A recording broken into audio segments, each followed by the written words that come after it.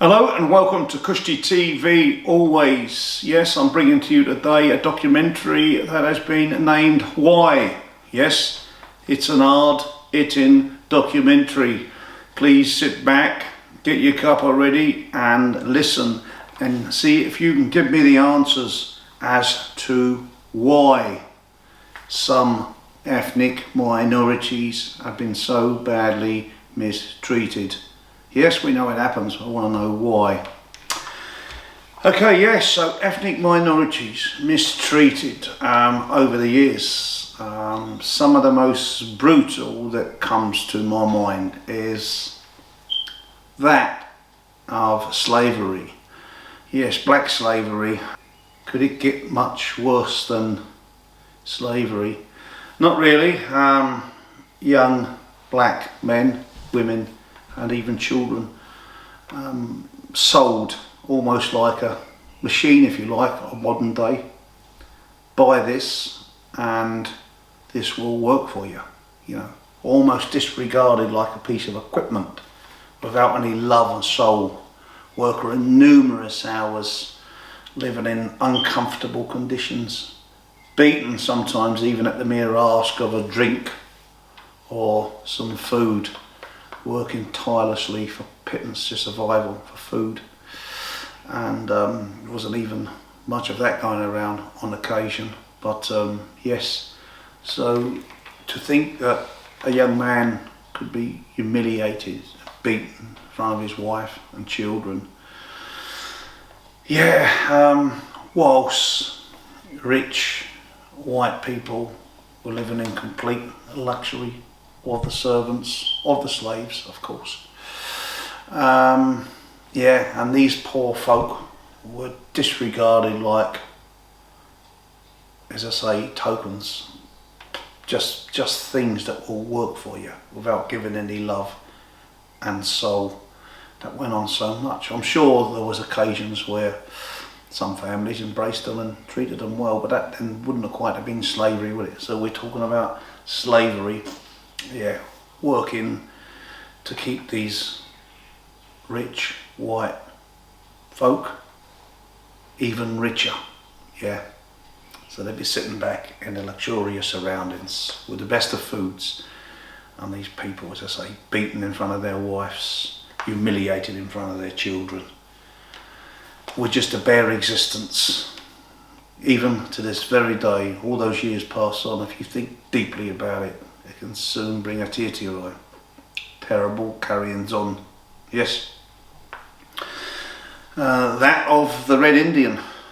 Yes, some white folk had discovered some land, some white Europeans, and they went about getting it at the disregard for life of the Red Indian, living off their own land and living off things from it.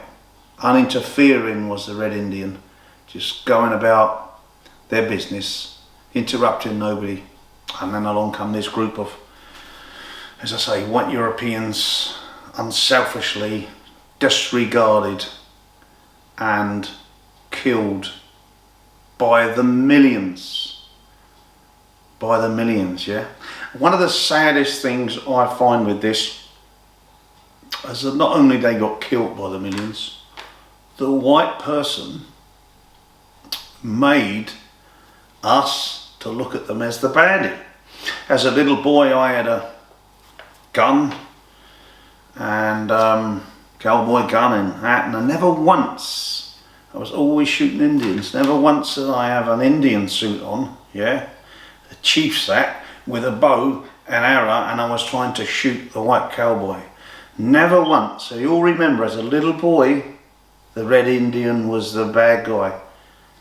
And how far and how sad from the truth was that. All they were doing was uninterrupting anybody, just living their life as they knew it, harming nobody.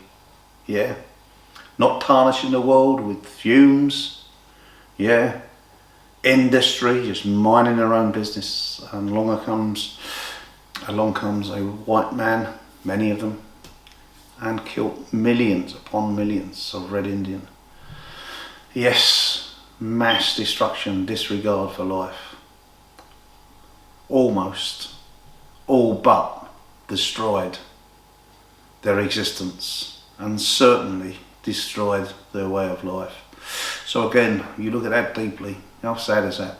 The very same thing happened on many continents. The white European arrived, he wanted what he saw, and he unselfishly disregarded anybody or anything that got in its way.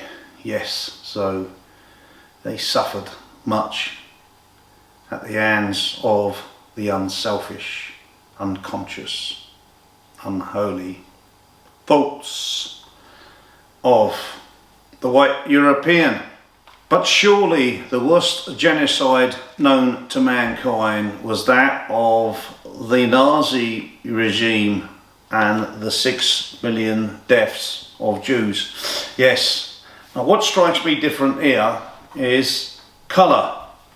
Okay, so the black was badly mistreated, black and brown respectively, skinned, as was the Red Indian. Red, copper skinned, whatever you might want to refer to. Yes, badly mistreated, but different coloured skin. Now, ethnic minority here with Hitler, 6 million Jews, same colour skin, white. Why? Why 6 million deaths? Men, women and children, cruelly, cruelly treated before meeting their end. You have to ask why. What did they do so much to deserve, pay with their lives, the ultimate price, death, in the most cruel, humiliating way? Why? Come on, let's ask why. Okay, now, it wasn't the only ethnic minority that Hitler sent to the concentration camps. One of them, very close to home to myself, was that in the way of Romani Gypsies. Yes, we're really aware of the 6 million deaths of Jews in the concentration camp, and rightly we should be aware of it, and never should we forget it. But not so up and out there is the 500,000 deaths at the concentration camp of the Romani Gypsy. Now, Romani Gypsies derive some 1350 years ago from North India. And that much I know. And yes, so how were they formed? Let's give you a little bit of an insight how they were formed. They went against their ruler 13,500 years ago approximately. Yes, and their ruler said, right, these people have gone against me, get them all, bring them to me, kill them all. So quickly they went on the move, and as a defence barrier they built their own language. So suddenly there was this nomadic way of life with the Romani language, yes, 1350 years ago. So they kept moving from place to place, built their own language, and of course they moved all around the world, away from that ruler that was ready to kill them. And Europe was no exception. Yes, they made it into Europe. Now, human beings being human beings, they meet another and they fall in love and they have children. That's what we call nature. Yes, so what then happens, you have from North India into Europe, and you now start to see mixed blood. Yes.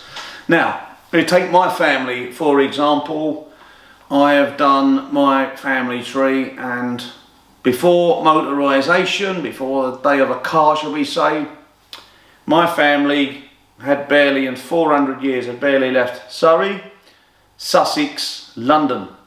That was their line. Sussex, Surrey, London, and then vice versa. Yes, London, Surrey, Sussex, that little avenue. So, of course, with the mixed blood integration, you then might appear different from the original Romani, but you've still taken that way of life and it's what we call a mixed blood Romani, often in Europe and common. So as I am today, there would have been many doing the same thing in Germany. So when Hitler killed, taken them to their concentration camp, some will still appear dark in colour, you know, very dark. In fact, I have cousins that look totally different from myself. They still have, you know, dark eyes, dark hair, etc. But this is the mixed blood situation, and our genetics, some of us take a bit more like that side of the family, some take a bit more this side of the family, and so on. But that is a mixed blood Romani. So many, as my life is here in the UK, many would have been the same in Germany. So many white Romanis were sent to their deaths. Okay, some appeared darker, some didn't. As I say, some would appear like myself. So why? I've got to ask, why the Jew? Why the Romani Gypsy? Some actually had military, the German military suit on, and had been on only, gone back to their gypsy wagons round their campfire, and had been taken by what should have been fellow soldiers, taken by them with a uniform on, willing to give their life for their country, but still this deep built hatred. Even a man with his uniform on was not good enough to live. Such hatred, taken away from his family with his uniform on, sent to the concentration camp. Why? We've got to ask why. Where does this hatred come from? Of course, this war started in 1939, didn't it? Yes, it's 77 years ago. In history, it's fairly modern, eh? Okay, so have we surpassed that? Or where did it come from? Was it just Hitler? No, it wasn't. No, it wasn't just Hitler. It goes way back deeper than that. I can take you back to 1530. The record books and history books are right there. In fact, it's law. Yes, so if you bear in mind, my family have gone back 400 years, and that's as far back as the computer will search, or even the records. I think there's a name for it, but as far back as records would take me, basically, is records. So going to 1600 and something, we go back just a bit before that, 1530. The penalty for being a gypsy, a Romani gypsy, a gypsy in the UK, right here in England, was death. If you didn't leave the country within 2 weeks, you know, you couldn't exactly jump in a Ferrari and make it across to Calais in them days. It wasn't easy, so they were nearly sticking a death warrant on your head for being in the UK. Why? Why? I've got to ask. This is a documentary. Why? Why such hatred? Use a stereotypical modern man, fine. Tax evasion, no tax laws. You tell me, why? Yes, so we still see discrimination right there in front of us. And yes, it's still very much there. We try to get our heads around it, and again I ask the same question. I'm not going to say it again, I'm going to wait for it. Yes, May 25, 2020, George Floyd was in America, was outside of a shop, suspected of using a fraudulent $20 note. It's about £16, I think. Yes, it's a crime. Okay, we know that. If it's fraudulent, let's pretend it is. It's a crime. But it's a minnow one, isn't it? Yes, £16 worth of criminality. Okay, it's a minnow one. In these horrendous scenes, we see a man here pleading with the police not to be hurt.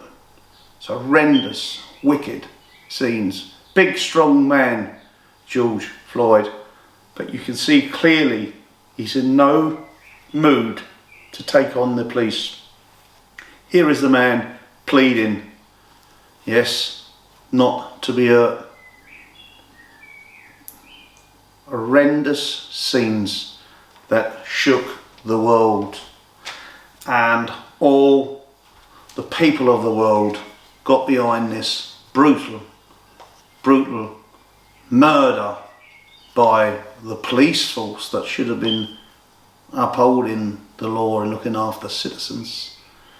Yes, it was that movement of Black Lives Matter, and what a fantastic, great job the world done. It wasn't only black people that voiced, yes, for their own, the world moved, and the only possibly good thing that can come from a man's death, it was groundbreaking. The police officer was charged with his murder, or putting his knee in George Floyd's neck, which resulted in his death.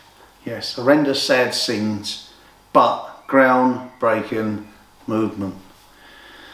So as a result, God bless you, George Floyd, and we will have had some positivity coming from your passing. The very same type of incident happened with a Romani Gypsy gentleman by the name of Stanislav Thomas.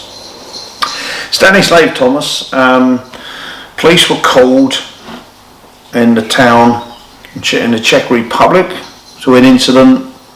Stanislav Thomas was having an altercation with another gentleman, bare-chested, clearly wielding nothing in his hands, wasn't armed with anything, knife, gun, baton, nothing like that. An incident involved another fellow. What the dispute was over, we don't quite know. There's been a couple of different reports, but an argument ensued. Police were called. Very same thing, just like George Floyd, the police had overpowered, got the better of this man, and he was in no position. He was handcuffed on the floor. As footage will show you, the very same thing had happened. A knee in the neck of Stanislav Thomas. Yes, what happened resulted in his death, just like George Floyd. The very same thing had happened. Yes, the initial report from the police, like George Floyd, he had taken this drug meth and caused his own death. The very same thing had happened with Stanislav Thomas. The initial report, yes, he had taken this drug meths and resulted in his own death. Nothing to do with the kneeling on the neck and cutting off supply of air. Nothing to do with that, as George Floyd's police officer involved with that was found guilty of murder. But there's an inquest in Stanislav Thomas' murder, which could take up to 2 years. And I've got to ask the question, why does it take 2 years? We done the right thing as a world, as a nation, with George Floyd. We got momentum going fantastically well. Why can't we get the same momentum going for Stanislav Thomas? He was a man that was apparently fighting in the street with another man. He seemed healthy enough until he was overpowered by the police. Shown in this footage, he was overpowered. Yes, why do you need the knee in the man's neck, just as George Floyd? Why? Why have we not got justice for Stanislav Thomas? We need to grow our voice, Romanis and supporters. We need justice for Stanislav Thomas. The same justice that we had for George Floyd. We need justice. Of course, Black Lives Matter, Romani Lives Matter, all lives matter. The very same thing that happened. But us as Romanis and our supporters, we have to make a noise. Why? And we need justice for Stanislav Thomas. The very same rightful justice that George Floyd had gotten through making a noise. We need to make a noise. Fellow Romanis, you can't sit back on the fence. You've got to come forward. You've got to be on my team. and fellow supporters. We don't always get support from Romanis. We have supporters, many of them, of course. Just like George Floyd, got momentum from around the world. We need momentum, and we need justice for Stanislav Thomas. We need justice for a man, middle-aged man, just like George Floyd, murdered by the police. He didn't just suddenly die. He was arrested and forcefully killed. We need justice for Stanislav Thomas. After Britain and its allies had won that brutal World War II, people were free again, and we were moving on to pick up the pieces. But nobody could ever forget the 6 million Jewish lives, yes, killed in those concentration camps. And if we wanted to forget, we shouldn't. You can maybe forgive in life, but you certainly can't forget, because if you forget these dreadful happenings, there's an opportunity it could happen again. So we must always keep them in remembrance. Yes. So yes, picking up the pieces, and as was the German government. War was over and Britain were moving on, picking up their pieces of mass destruction, as was Germany and many other surrounding countries, all in and around Europe. In 1953, it was brought to justice as compensation would be paid to their families and their loved ones for the dreadful happenings and the wiping out of 6 million Jews. In 1953, a law was made, and yes, rightfully so, those poor people that met the worst genocide known to mankind. It was overseen that the German government would be paying them back, yes, continuously, and absolutely rightfully so. So the Jewish person had a voice again. They were using it, and to good effect, and why not? Nothing could ever pay them for the loss they endured, ever, but compensation, considering their wealth, their well-being, their belongings, everything they had ever worked for was taken away from them. So the least they could do is compensate them with some money to help rebuild the lives that would never be the same. Now, yes, 500,000 Romani Gypsies also died in the same fashion as we touched on earlier. So we set about compensation in the same manner. Now, it was refused for the Romani Gypsy. Yes, it was refused. It wasn't discrimination that brought them to Hitler's gas chambers. It was rules. It was their way of life. A social conduct, theft, deception, and their unrespect for other people's belongings. That was ruled. So it wasn't discrimination. You just go into the gas chamber because you've nicked somebody's clothes off the line. Yeah, that was ruled. So nothing for the Romani Gypsy. Yes. All the way up until 2016. Only then was the slate wiped clean and compensation was fully issued. And it was deemed that Hitler, until 2016, it was then only deemed as discrimination to the Romani Gypsy. Yes, 2016, the Jewish people shouted out, they made a noise, and they got compensation, rightfully so, in 1953. We'd only just been recognised in 2016. Why? Because we don't have enough voice. It's time for change. Yes. Yes, we were in the chamber as well. The same humiliation for us as those poor Jews. We were all in the same boat, if you like. Hitler's one of mass genocide. But we didn't get hurt until 2016. We didn't get, nobody heard us. We were banging on doors, but not loud enough. We weren't banging loud enough. Bang louder. It's time for change. We were victims equally, just like those poor Jews. We were both ethnic minorities, yes, but we were recognised as criminals, not ethnic minorities. Yes. I thought if you were a criminal, you went to a court to see what your penalty would be for thieving a wallet or nicking somebody's handbag, stealing somebody's bread and milk, whatever the case may be. I thought there was a law system. Hitler's gas chamber? Yes, it took us 71 years. 71 years before we were deemed as ethnic minority victims.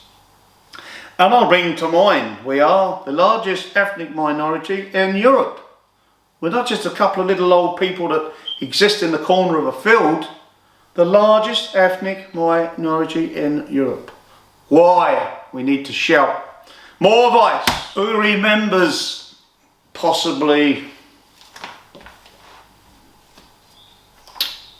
crime of the century? I'll say that light-heartedly, but it's serious, and it shouldn't have happened, and it did happen, and when it happened, people paid the price. Yes, there was a female linesman by the name of, football linesman, by the name of Cheyenne Massey, 2011. Yes, she takes to the field, and there's a couple of pundits by the name of Andy Gray and Richard Keys. Who remembers that? Yeah, and now what these blokes said was deemed and was sexist remarks. But what I will say, yes, they said it, but they didn't intentionally say it in public. It was meant to be said to themselves, off the record. What they didn't realise, they made a hiccup because the cameras were still rolling. They were still on air. They thought they were off air. Yes, so Richard Keys says, oh, a woman linesman. You think she knows the offside rule? Gray replies, no, never, no chance. Yes, and Andy Gray said a female linesman, somebody's effed up their big style. That was it. That's what was said. And then they said, did you see today's newspaper column with Karen Brady talking about sexism? Ha! Laughed. Yeah, and they had fallen victim of making sexism remarks in sport. And as a result, they apologised. Yes, they both apologised to Cheyenne herself and Karen Brady. And yeah, 2 apologies, but instantly sacked. Now you've got to bear in mind, they said it, that's what they said, that's as bad as it got, but he was wrong. Not disputing that. We have a set of guidelines, they apologised, it was banned, but it was unintentional to go on air. Yes, unintentional. Didn't mean it. Said it, but didn't mean it to be heard. It's like you say something in confidence to a friend, there it stays, doesn't go out in the public. That's what it was meant to be. They made the hiccup, they said it on camera, fouled the rules. Sacked. Sky Television, lucrative jobs, sacked, gone. Yeah, that was that, fair enough. Now, but they didn't intentionally do it. This next gentleman in question said something, Mr. Jimmy Carr, yeah? Now, listen to his sick joke that was filmed by Netflix, yes. Listen to this sick joke about Holocaust and the death of Romani Gypsies. Now this bloke intended to get it out there, and Netflix actually put his content on television, yeah? So clearly intended to say this. Now you've got to use the measuring stick of the wrongdoing of the sexism sayings unintentionally, or let's say unintentionally on air. This bloke went intentionally on air, Netflix knowingly filming it. He went intentionally to say this sick joke about Romani Gypsies being killed in Hitler's concentration camps. Listen to this. When people talk about the Holocaust, they talk about the tragedy and horror of 6 million Jewish lives being lost to the Nazi war machine. But they never mention the thousands of gypsies that were killed by the Nazis. No one ever wants to talk about that because no one ever wants to talk about the positives. Not once has Jimmy Carr come out and apologised to Romani Gypsies publicly. Not once. Has he been removed from any bookings? Nothing. Okay, Netflix took his content off, yes. So here's the comparisons, yes. Sexism joke, yes, went wrong. Sexism remarks went wrong. Jimmy Carr's sick, pre-written, scripted joke. No apologies. Not been removed from the comedian circuit. Still has bookings. Why? Not enough voice. Time for change. We've got to stand up there. Fellow Romanis, we've got to shout to the rooftops. We've got to be heard. Jimmy Carr, if you don't apologise, I'm coming to see you.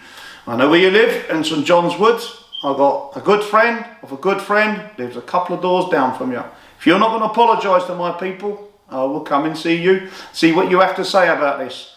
This should not be allowed to be swept under the carpet. We're in 2022. Yes, there needs to be change, and change needs to come from both sides. It needs people like myself with more experience to teach our younger generations. Yes, we need to do some work, all right? Yes, if you remember in the 60s, the young Afro-American roared up in anger. You remember the riots? Yes, they got suppressed enough, lack of jobs, lack of opportunity, wrongfully accused. They fought back with anger. They got heard, but it's not the anger that will win over. It's got to be the speech. You can understand it, of course, but it's got to be the speech of love. So all children, young men and women, coming out there, it's down to us older, more experienced Romanis to give out our teachings. Yes, it's got to come from both sides. Yes, so there's plenty of opportunity here in the UK. Go grab your opportunity, show off your skills as a person, as in your trade or sport, whatever this may be. And don't fire back in anger. Show off your skills, show them off, and show people your people skills. More importantly, show love and patience. Show them your culture, show them your foods, show them your music, show them your skills, show them your love for animals, show it all off. Yes, we got to undo doors. We can no longer put barriers up. If we want change, it's got to go both ways. Yes, and out there for all my fellow mainstream brothers and sisters, friends and supporters, yes, we've got to have a bit of understanding from your side. It's got to go both ways, yeah? Okay, we can touch on the criminality within our own. We can touch on a stereotypical type person. But we have to be a little more understanding instead of just pointing a finger. Yes, so I suppose, let's go stereotypical. You come in on a van and you tip up some rubbish in a green field and you move around and you don't pay tax.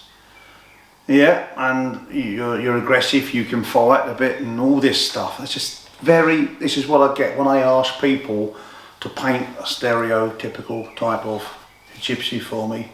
That's what I get. Yes. Well, let me tell you, am I fond of driving past a green field and seeing rubbish tipped on it? Certainly not. I love my Queen and country, as does you. Yeah? Well, that doesn't please me. I was brought up, I travelled, and my family brought us up to leave a green field is a green field. And the first thing we'd done, or should we say the last thing we'd done before moving on to the next town, was we picked up all our rubbish. So when we see something you don't like, don't just think it's just you that don't like it. We too don't like it. Yeah, but you've got to remember, when you see these courts, it's not only Romanis and Gypsies that are in court for fly tipping. Let's bear that in mind. It's not just them, okay? Now, tax evasion. Yes, well, you tell me, have a little think about this. If you lived a nomadic way of life and you didn't receive any of the amenities you would in settlement, so you wouldn't have your kids in school and stuff like this, you're just moving around, fixed address, you're just moving around, making a bob or two and living life. How many of you would be tempted not to pay your tax if nobody knew where you lived? Would you be tempted? I don't know if it's right or wrong, just asking a question. I bet a lot of you would be tempted. And no dispute, a lot of the Gypsies didn't pay the tax, but they wouldn't have received, that was their way of life, of course, but they wouldn't have received some of the comforts that the taxpayers did receive anyway. But that's not to make excuses, I'm just stating the fact. How many of you would pay your tax if you lived a nomadic way of life and you had no fixed abode and you was doing a bit of handyman work, etc, etc. I have friends, I now live in a mainstream life. I still do my odd bit of Romani travelling. I have my camper van and away I go and make the fires and do a little bit with the kids and talk about old times, and I thoroughly enjoy it. But I'm predominantly a businessman and I employ people and I live mainstream life. So I know what it's like to be paying taxes. Nothing untoward about that, quite normal. But I also know a lot of mainstream people that are first class European Champions League qualifier type ponces. Yes, I can't work .com, not fit to work, so I'll have some benefits of the disability allowance and whatever else comes my way. But of course I'm fit enough to go into the local Wetherspoons all day, every day. Yeah, so yeah, plenty of, I'm sure you all know a few lifetime ponces. Yeah, so if you was a nomadic way of life gypsy and you didn't have any fixed address, you didn't pay any taxes, at least you wouldn't be able to ponce the old rock and roll, as they call it. You won't be able to do that. So really, in theory, there's more worse local ponces than the bloke moving around without paying his beeswax. Got me? Anyway, that's it. I'm just stating that sort of fact. Yes, there's criminals in Romani Gypsies, absolutely. But sometimes here in the UK, a lot of opportunities are now put to us. I think they're right out there if you want to get out there and get them. It's not completely easy, is it? There's some tough times here and there, even in modern life, but there are opportunities and barriers have been broken some, that's for sure. So, got lots of Romanis now into IN jobs, as in surgeons and school teachers and so on and so on. Yeah, so working in the medical industry, various positions. So there is opportunities there now, but all I'd ask you mainstream is be a little more judgmental, certainly for those guys away from, still a bit in the UK, but more so abroad, when there's such lack of opportunity for a job, to be welcomed, to be given a chance, and you've got mouths to feed. I'm not saying criminality is the answer, but would you be tempted? if you had no opportunity. So again, I'm not saying it's right, but just to be a little more understanding, if you had sod all and you had mouths to feed, it's called survival, and to cut the odd corner here and there, I think it'd be very difficult not to do.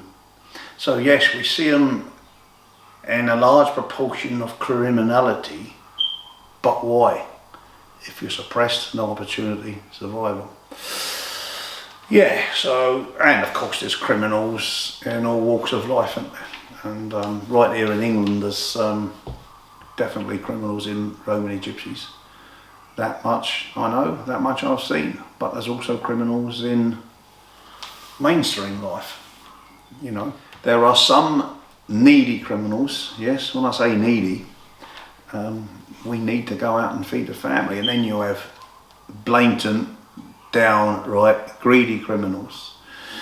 So the greedy criminals completely fail of the situation. If you ask me, the needy criminals trying to survive. I personally do see it as a big difference. I don't know how you see it, but I live in mainstream society. As I said, you're in mainstream society, fellow Romanis out there watching, and Gypsies watching. Yeah, you have the down and out greedy criminals in all walks of life, and when they fell short of the law, no sympathy for them. It's what it is, playing a cat and mouse game. But there's criminals out there that are down and out on, when they say the breadline, they really are struggling. A bit more sympathetic. So that's all I would ask really to anybody out there, if you're really, really struggling, yeah, especially in Europe. It's not so bad in the UK, I say, and in Europe, you know, we really have to look at those and be a bit more sympathetic, because I've seen these people firsthand. They really are in poverty. And if you or me are in poverty, I think I'll be very tempted to try and do something about it. My children were struggling for clothes and food. That's just me. Maybe that's the Romani in me, or maybe that's a human being in me. But just telling it as I see it. So it's down to people like myself having a go at the youngsters in a gentle way, in a nice way, in a learning way. The young Romanis, you got the opportunity, and it's also down to me to say to people in mainstream, be a little bit more judgmental. Look at us in a positive light instead of always this negative light. See some more positivity, yeah? You know, where's the positivity coming from? John Cunningham, the VC cross winner, yeah, Gypsy John Cunningham, Romani Gypsy, yeah. So Ronnie Wood, the musician, Romani Ronnie Wood, yeah. You know, we have actors, Django Reinhardt, the guitarist, actors, Michael Caine, Bob Hoskins, yeah. The brilliant achievement of our World Cup winning team, Sir Ralph Ramsey, yes, Romani Gypsy. Let's look at some more positive light, yeah? Look at it a little bit more positive. If I said to you mainstream, I'm going to think of you as your lot, your people, mainstream. Now bear in mind, I'm in mainstream every day. I love you all, you're all my brothers and sisters. I will come to. I love you until I find out something not to love about you. I'll give you all the opportunity, and that's what I ask back. You love the Roman, you give them an opportunity, then when they fail, you know for yourself, treat accordingly. But you wouldn't be too fond if I said all you mainstream people there belong to Ian Brady, Myra Hindley, Jimmy Savile, Ian Huntley. I think that'd be downright disrespectful to the mainstream, wouldn't it? In fact, it'd be horrendously disrespectful. I think of people like Lord Horatio Nelson as a positive, Winston Churchill, Queen Elizabeth, Princess Diana. Now we're talking people, now we're talking positivity. That's my people. But just in mainstream, as in Romanis, we have people fell wickedly short of the law, and we'll judge those when we come across them. Life has been fairly cushy for me. Have I faced any discrimination? Yes, I have. I've taken it on the chin, dusted myself down and moved on, because crap happens in life. That's not to say that it should, but I've probably been more hurt by stuff I've seen for others. One example takes me way back. I'd never forgotten it. Almost 45 years ago now. I was probably about 6 years of age, and I walked in to a pub with my dad. And my dad asked a light and bitter, please, sir, and he point blank got an answer of, we don't serve travellers here. Now this is just a few miles from where my dad was born. Yes. Yeah, just a few miles from where he was born. An hard working man, my dad, a lovely man, and I knew how much he shared with others, non-Romanis, the love him and my mum would give. They had no barriers up, you know, it didn't matter what colour, Asian, black, religion, none of that mattered to my mum and dad. And he met this gentleman behind the bar with the answer of, we don't serve travellers here. That was a long, you know, my dad's anger. I felt disappointment. I feel anger for my dad because I know how much love he'd give in life, and he was an uninterfering man of love, hard-working man, and just a few miles from where, I say again, he was born. You've met that. That's one of the long-standing things that sticks with me. That was one of the discrimination moments that still stays right here, and I struggle shedding that one, in all honesty. But it was 45 years ago, and time moves on. Surely such things wouldn't happen of today, would it? Well, let me tell you the second discrimination situation that really sticks with me. It was right up to less than 1 year ago, 2021, July. My eldest daughter, for about the third or fourth time of trying to get married due to the COVID disruptions. Eventually a date was set, and right at the 11th hour, a couple of days before the wedding was due, we had a call from the venue host, the reception venue host, to say that the police, the wedding venue, called at the 11th hour to say that the police had been in touch with them and they are refusing to issue a bar licence. Yeah, so she's marrying a childhood sweetheart, and I must point out he's not a Romani, he's a childhood sweetheart from school, local lad, and so here we are, a Romani Gypsy girl marrying a mainstream fella. At the 11th hour, there would not be issued a bar licence. So threatened to actually not have the venue go ahead at all. So they had to operate without a bar licence on the biggest day of my daughter's life. Yes, they wouldn't say it's because of a gypsy wedding. They've got a little bit clever for that now, so they've just done it in a way. They've had a report there will be trouble. Of course, what we do have about 2 or 3 stabbings and 3 or 4 shootings at each one of our weddings. It's quite normal. There is about 6 or 7 people get murdered or nearly killed. Of course, that's quite normal for us. You tell me. That's what happened. They have some 150 events per year. The very next day, a black wedding had taken place, and guess what? The very same thing. The police conveniently had a call to say that they feared trouble there and they wouldn't issue a bar licence. So in 2021 we had the beautiful brides to be almost having the biggest day of their life disrupted right here in London, England. Treated like second-rate citizens. Yes. Now, I wonder when that gypsy Romani girl undoes her wage packet, as is the young black lady, when she undoes her wage packet, I wonder if they give them a reduced second-rate tax. Something tells me they'll be around a normal 20% or whatever it is, 22%. Yeah. Right here, yes, coincidental, Romani gypsy girl on the Saturday, black girl on the Sunday. Police both had reports. There will be trouble at the wedding. Therefore, no bar licence. There you go. You tell me. And yes, I feel for others. 150 events, but just coincidentally, the Romani gypsy girl and the black girl goes to get married.